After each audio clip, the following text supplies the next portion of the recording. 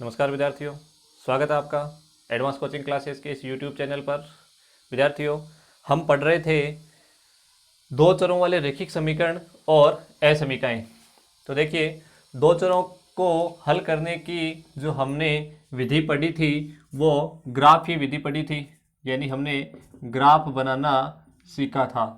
अब देखिए, हम आज ग्राफ का एक उदाहरण और पढ़ेंगे और ग्राफ का उदाहरण पढ़ने के बाद हम जो इस प्रश्नावली की जो असमीकाएं हैं उनको भी हल करना सीखेंगे।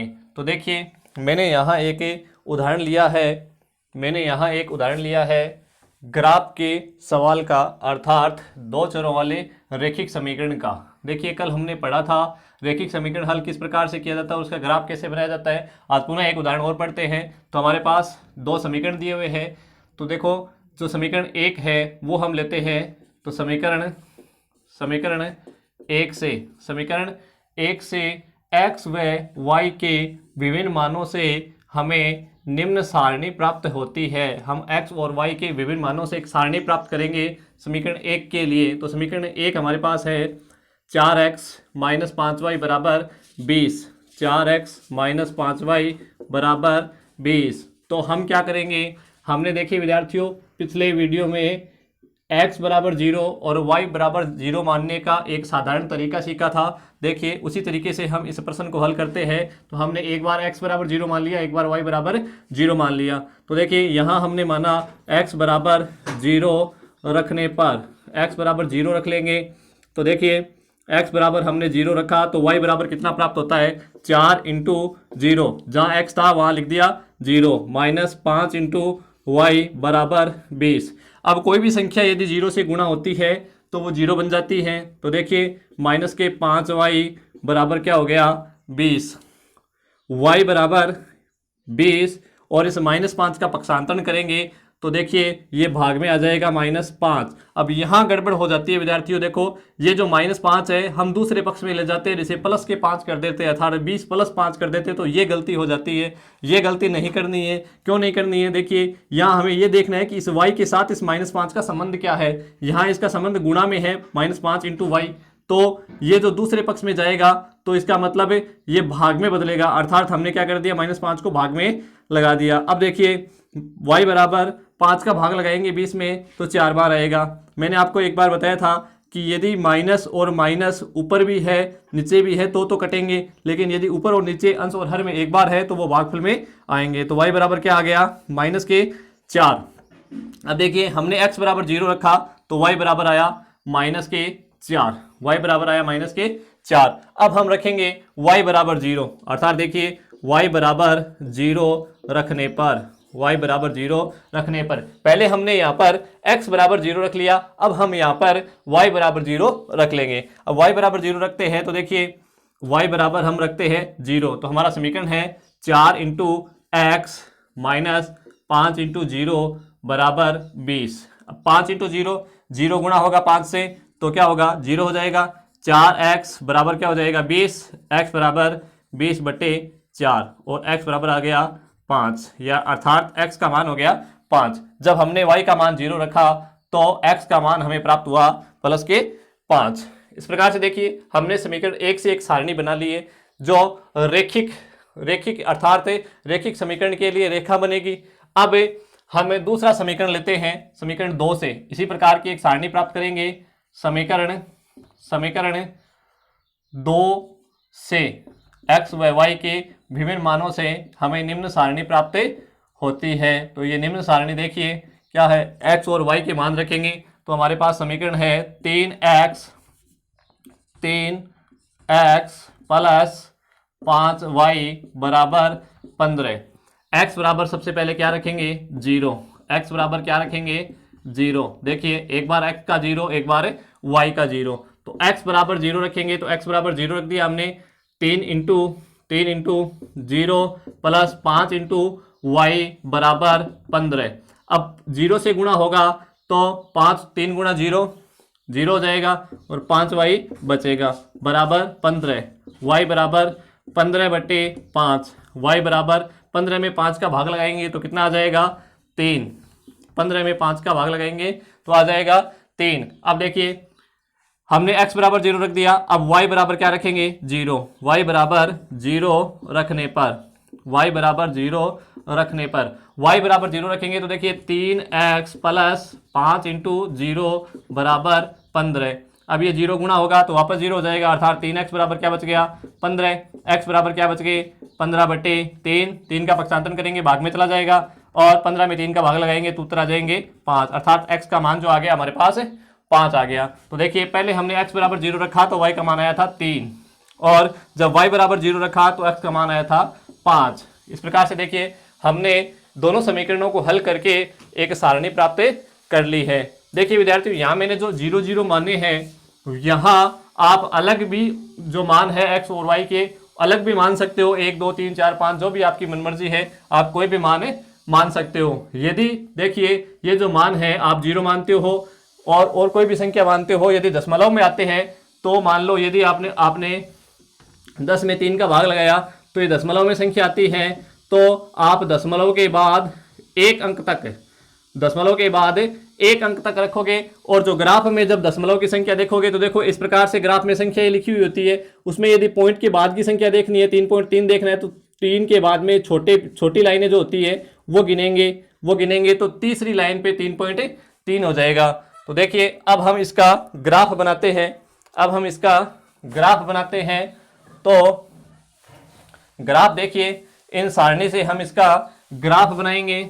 ग्राफ पेपर आपको परीक्षा में दिया जाता है, और जो आपको यदि इन प्रश्नों के अभ्यास करना है, इन प्रश्नों का अभ्यास करने के लिए आप बाजार से एक ग्राफ की पुस्तिका खरीद लोगे और उसमें इन सारे प्रश्नों का अभ्यास करोगे। देखिए ये जो सारणी बनेगी इसकी, ये हमारे पास एक ग्राफ पेपर है, मान लिया इस प्रकार से, जिसमें देखिए मैं ग्राफ पेपर में जो बड़े खाने होते हैं वो बना लेता हूं। समझिए ये हमारा क्या है? बड़े खानों वाला ग्राफ पेपर है। इसके अंदर छोटी छोटी लाइनें भी है।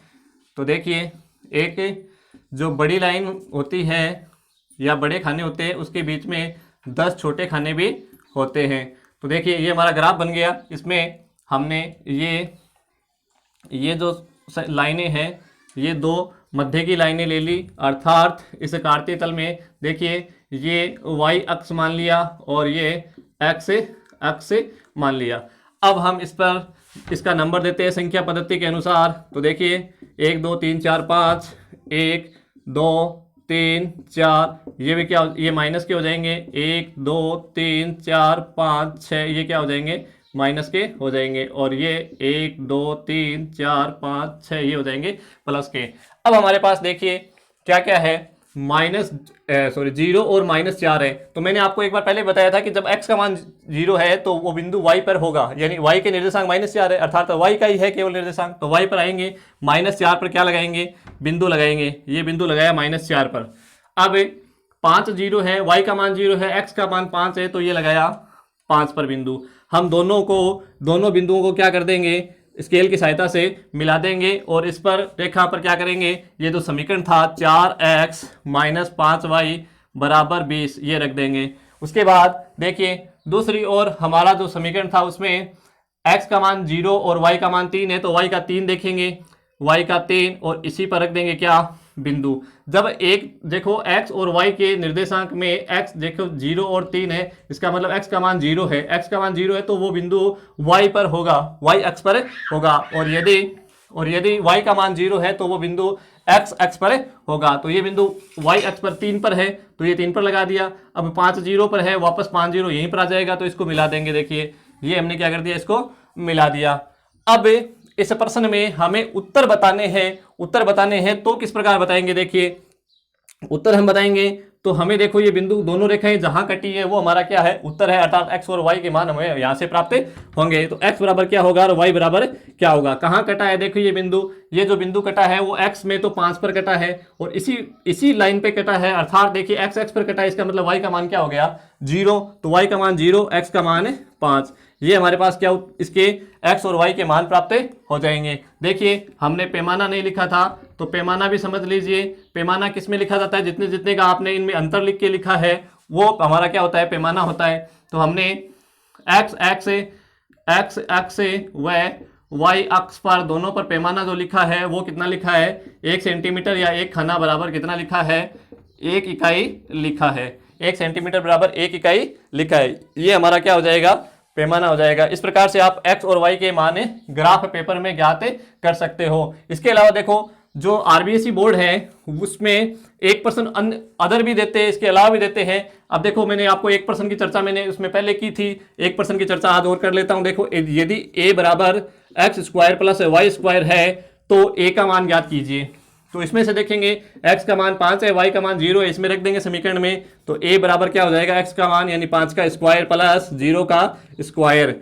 a बराबर 5 का स्क्वायर 25 प्लस 0, तो a बराबर हो जाएगा 25। इस प्रकार से यहाँ कोई भी देखो समीकरण दे सकते हैं आपको साथ में, ऐसे 2ab 2xy इस प्रकार से कुछ भी साथ में जोड़ के दे सकते हैं। इसके अलावा देखो क्या पूछ सकते हैं, यहाँ आपको निर्देशांक पूछ सकते हैं कि जहां x x और y x एक दूसरे को काटते हैं, x x और y x को ये जो रेखाएं काटती है उसके निर्देशांक लिखिए। तो निर्देशांक लिखने दे तो ये निर्देशांक और इस बिंदु के निर्देशांक, यदि जहां जहां काट रही है उस बिंदुओं के निर्देशांक लिखने दे सकते हैं। तो इस बिंदु के निर्देशांक क्या है, इस बिंदु के निर्देशांक देखिए ये y x पर है, इसका मतलब x का मान 0 है, x का मान 0 और ये y का मान क्या हो जाएगा, 3 हो जाएगा। और इसका देखते हैं तो y वापस x का मान तो 0 और y का मान -4 हो जाएगा। और इसका देखते हैं तो x का मान 5 और ये हो जाएगा 0। अब इस प्रकार से निर्देशांक पूछते हैं तो निर्देशांक भी आप इस प्रकार से ज्ञात कर सकते हो कि ये जो समीकरण की रेखाएं हैं वो x x और y x को निम्न बिंदुओं पर काटती हैं। इसके अलावा आपको जो ये त्रिभुज बनता है इस प्रकार का उसको छायांकित करना भी दे सकते हैं। तो छायांकित करना हो तो आप इसको इस पेंसिल से इस प्रकार से क्या कर सकते हैं, छायांकित भी कर सकते हैं। छायांकित करना भी आपको प्रश्न में दिया हुआ हो सकता है। तो देखिए ये जो प्रश्न है बहुत ही महत्वपूर्ण है। यदि प्रश्न जो ग्राफ का प्रश्न आता है, मैंने आपको पहले ही बताया था 6 नंबर का आता है, तो आपको मोस्टली समझ के आपको ग्राफ के सारे सवाल हल करने हैं। अब बात आती है, देखिए अब बात आती है करते हैं असमीका की। अब बात करेंगे असमीका की। देखिए ये जो असमीका का प्रश्न आता है वो किस प्रकार से हल करते हैं। देखिए हमारे पास प्रश्न है असमीका का, किसका है, असमीका का। तो असमीका क्या होती है सबसे पहले ये समझेंगे। असमीका क्या होती है सबसे पहले ये समझेंगे। हमने यहाँ 2 चरों के क्या समझे थे, समीकरण समझे थे। समीकरण में जो एक महत्वपूर्ण चिन्ह होता है वो होता है ये, क्या, बराबर। समीकरण में महत्वपूर्ण चिन्ह होता है वो होता है क्या, बराबर।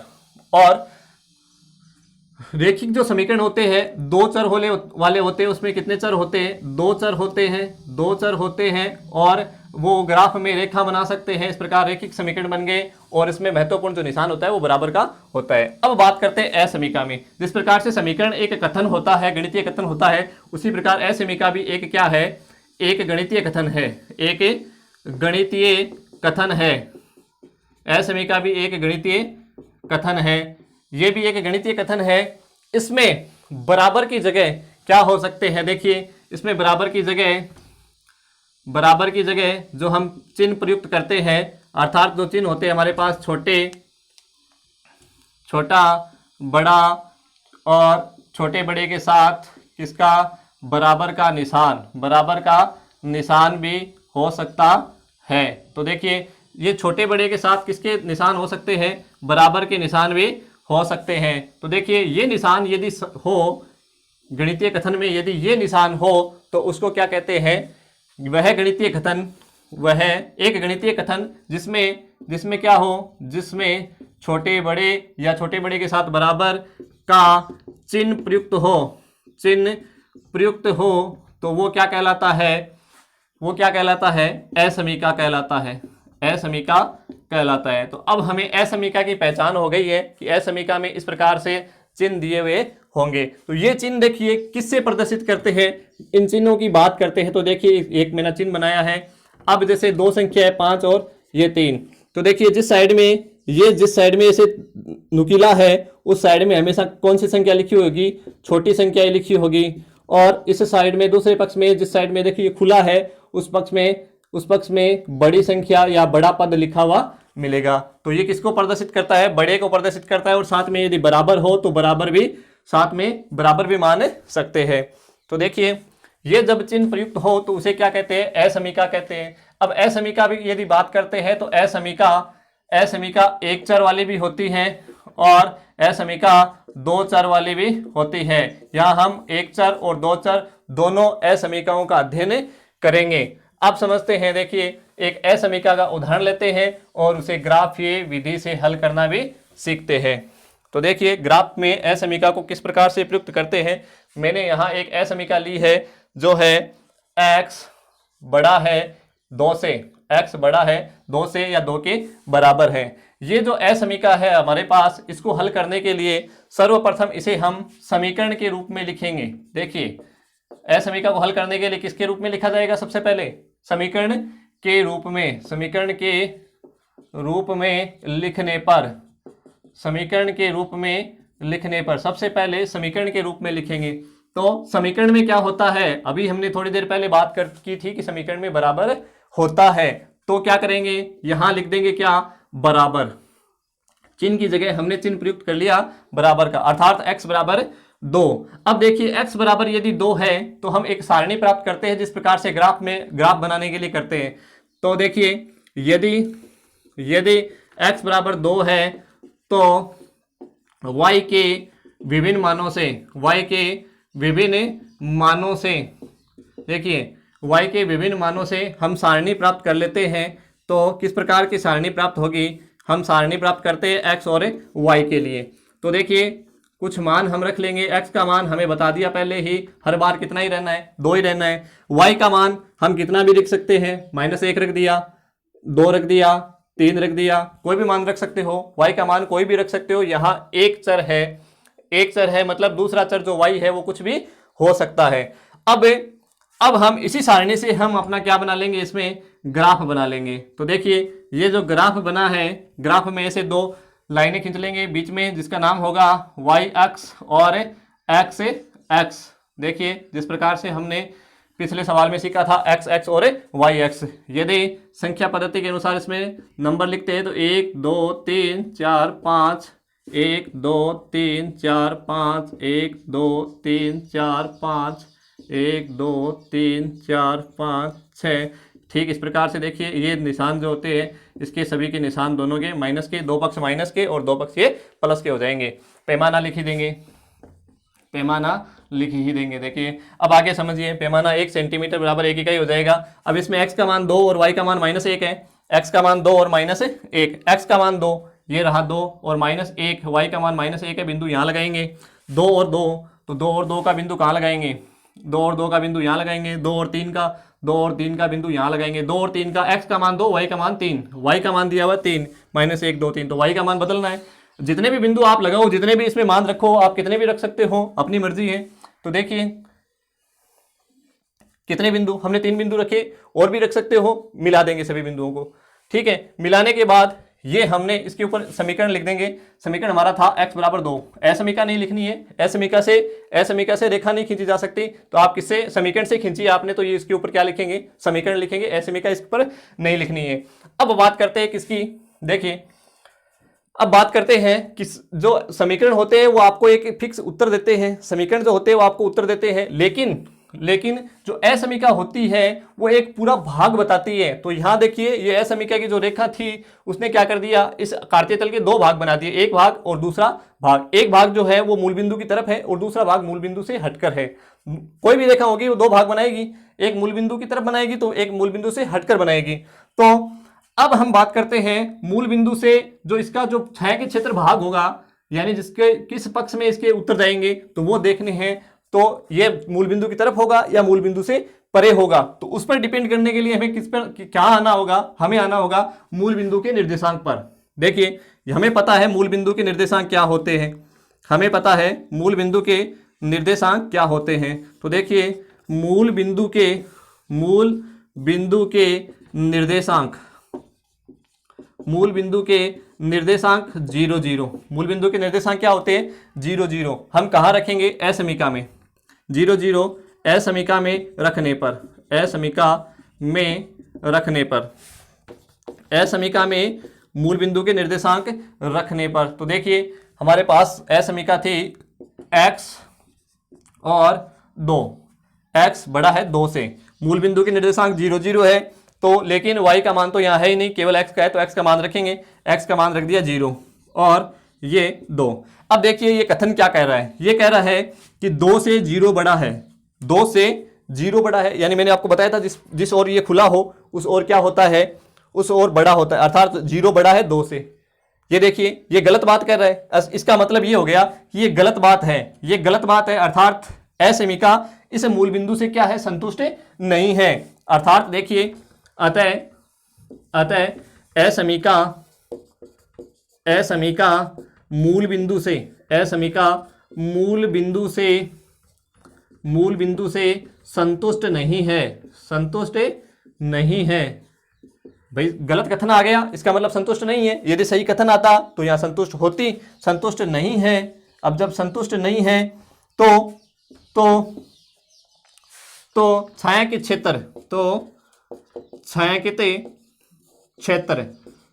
क्षेत्र मूल बिंदु से परे होगा, परे से तात्पर्य दूसरी ओर, मूल बिंदु की तरफ नहीं होगा, मूल बिंदु से दूसरी ओर होगा। तो मूल बिंदु तो देखिए इस रेखा के इस पक्ष में है, दूसरी ओर का जो भाग है वो क्या हो जाएगा, वो हो जाएगा छायांकित, वो हो जाएगा छायांकित। तो इसको क्या कर देंगे, पेंसिल से, इसे पेंसिल से कर देंगे छायांकित, ये भाग हो जाएगा। इस प्रकार से पेंसिल को रखकर इसको पूरे को क्या कर देंगे, छायांकित कर देंगे। इस प्रकार से इसको क्या कर देंगे, छायांकित हो जाएगा। अर्थात जो छायांकित क्षेत्र है वो मूल बिंदु से क्या हो जाएगा, परे हो जाएगा। कैसे पता चलेगा, आप मूल जो आपके पास असमीका है उसमें मूल बिंदु के क्या रखोगे, निर्देशांक रखोगे। मूल बिंदु के निर्देशांक रखते ही आपको क्या पता लग जाएगा कि जो छायांकित क्षेत्र है वो मूल बिंदु से हटकर है या मूल बिंदु की तरफ है। यदि यहाँ संतुष्ट होता, सही बात होती, तो मूल बिंदु की तरफ छायांकित क्षेत्र हो जाता, मूल बिंदु की तरफ छायांकित क्षेत्र हो जाता। देखिए अन्य एक असमीका की बात और करते हैं हम, जिसमें देखिए क्या दिया हुआ है, एक और असमीका की बात करते हैं। यहां मैंने आपको ये असमीका से जो ग्राफ बनाना होता है वो बनाना बता दिया है। अब मैं आपको असमीका हल करनी बताऊंगा। देखिए एक असमीका हमें दी हुई है y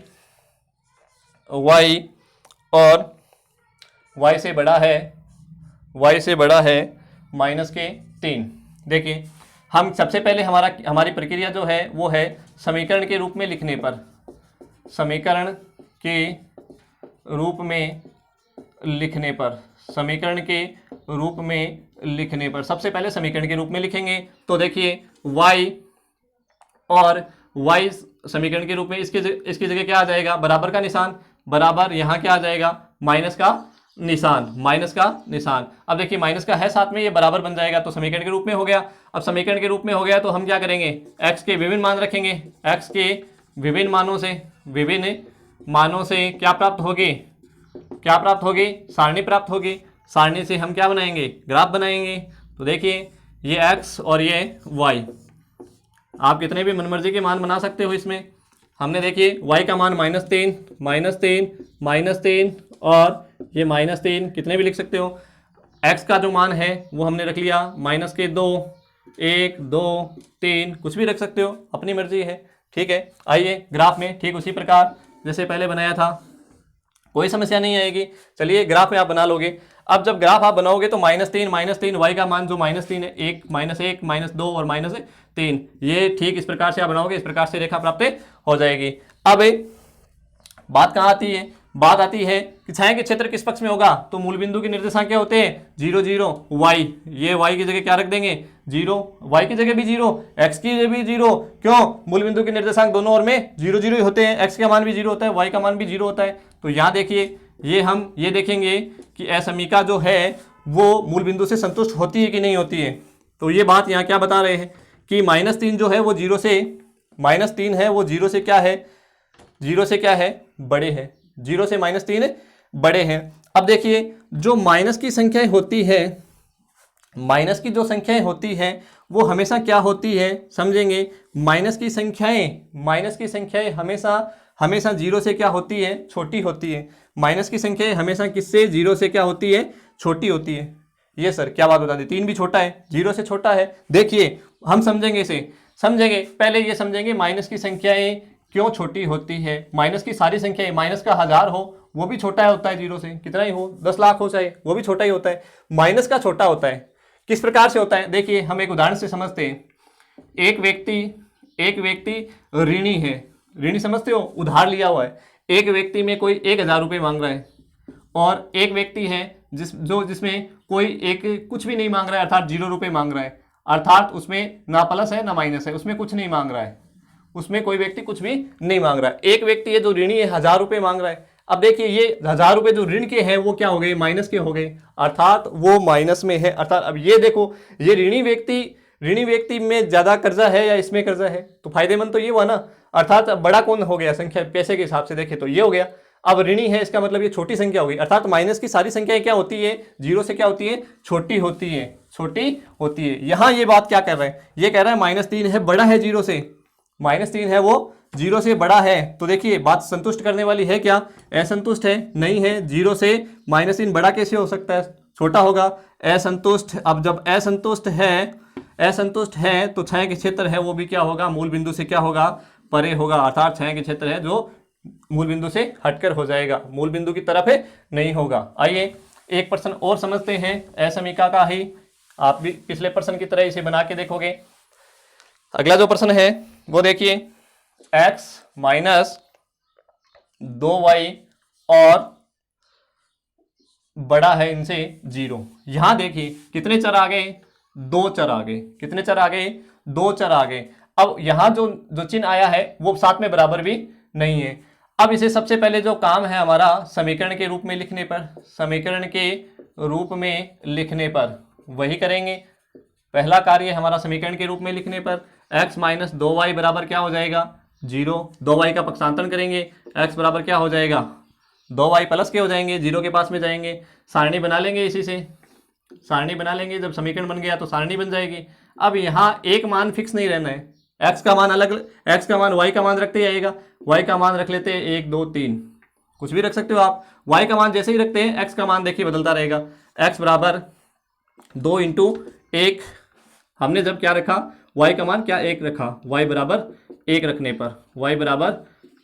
पर क्या बनता है, x बराबर 2 बनता है। फिर x बराबर देखिए 2 × 2, y बराबर 2 रखने पर, इस प्रकार से देखिए 2 दूनी, ये जब हमने y बराबर 1 रखा तो 2 बना, 2 दूनी 4 बन जाएगा, फिर 2 3 6 बन जाएगा। इसी प्रकार से इसका ग्राफ बनाएंगे। देखिए इसके ग्राफ में, इसका जो ग्राफ बनाएंगे लगभग ऐसा ग्राफ आएगा, मूल बिंदु से होकर गुजरेगा। तो देखिए इसमें भी हम छाया के क्षेत्र जब करेंगे तो ये भी संतुष्ट नहीं होगा, असंतुष्ट होगा। बना के देखोगे आप इस प्रकार से आप छायांकित कर दोगे दूसरी ओर, ठीक है। और इसमें एक विशेष बात जो होगी, ये मूल बिंदु के निर्देशांक रखेंगे तो मूल बिंदु ये भी असंतुष्ट है, तो ये जो रेखा आई है, इस रेखा पर जो मान ये स्थित है वो भी क्या है, इसको संतुष्ट करने वाले नहीं है, यानी इस रेखा से भी क्या है, परे है, मूल बिंदु से क्या है, परे है। अब बात करेंगे, देखिए एक और ऐसे ही प्रश्न जिसमें भी क्या हो, जिसमें भी 2 चर हो, 2 चरों की असमीका है। देखिए 2x प्लस 3y और इनसे बड़ा है 6, 2x प्लस 3y और इनसे बड़ा है 6। देखिए हमने समीकरण के रूप में इसे लिखेंगे, समीकरण के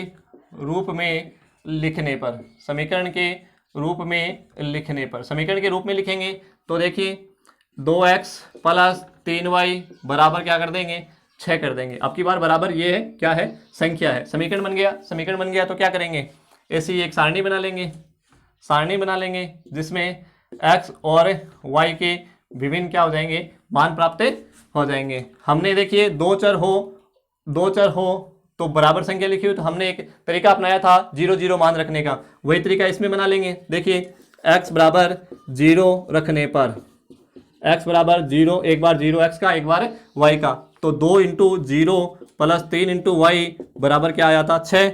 ये गुणा हो गया, 0 हो गया, 3y बराबर 6 और y बराबर 6/3, y बराबर क्या आ गया, 2, y बराबर आ गया 2। फिर x बराबर 0 रखेंगे, x बराबर 0 रखने पर, x बराबर जब 0 रखेंगे तो देखिए हमारे पास समीकरण है 2 × x प्लस, सॉरी x बराबर 0 यहाँ रख लिया हमने, y बराबर 0 रखने पर, तो देखिए 2x प्लस 3 × y बराबर 0 रख रहे हैं, 0 बराबर बराबर क्या आ गया 6, ये 0 हो गए, 2x बराबर बच गए 6 और x बराबर 6/2, x बराबर हो गया 3, x बराबर हो गया 3, ये लिख दिया x बराबर 3।